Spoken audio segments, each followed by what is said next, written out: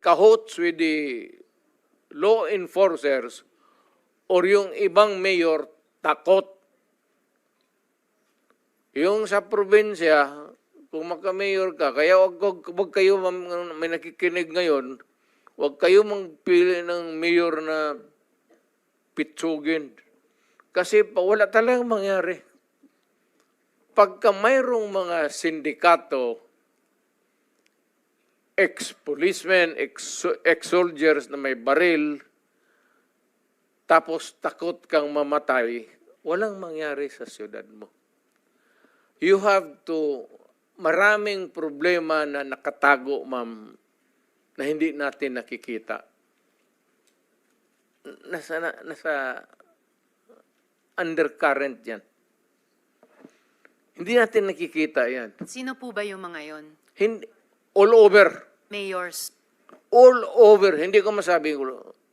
Just for the record again, Mr. Chair, and with thanks to Senator Villanueva, unacceptable na sabihin ng isang dating presidente or kung sinabi ninyo noon nung presidente kayo na ang sino mang suspect, maliit man, malaki, mayor, na suspect sa drugs ay dapat patayin kasi may due process po. Salamat kayo, Mr. Chair. Salamat, Senator Villanueva. Yan, Mr. Chair? yan that is my stand. If you do not agree with me, I'm sorry.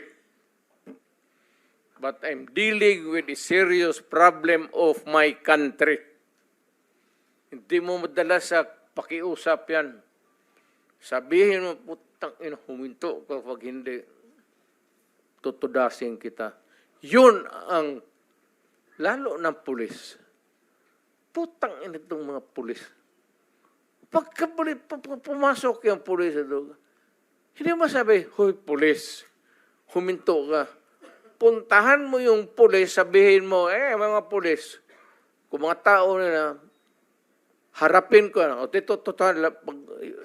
let us be, labas na lang natin yung, pati yung lungwahe. Pero Mr. Chair, forgive me for Hindi, interrupting. Speaking of patapusin mo muna ako. lengguwahe. Sorry sir, Mr. Chair, baka maaring ang resource person tumigil magmura kasi bahay natin itong Senado eh. Salamat kaayo, Thank Mr. you, Chair. thank you. Hindi tayo Mr. President, magkaintindihan Mr. dyan. President, sir, excuse me, sir.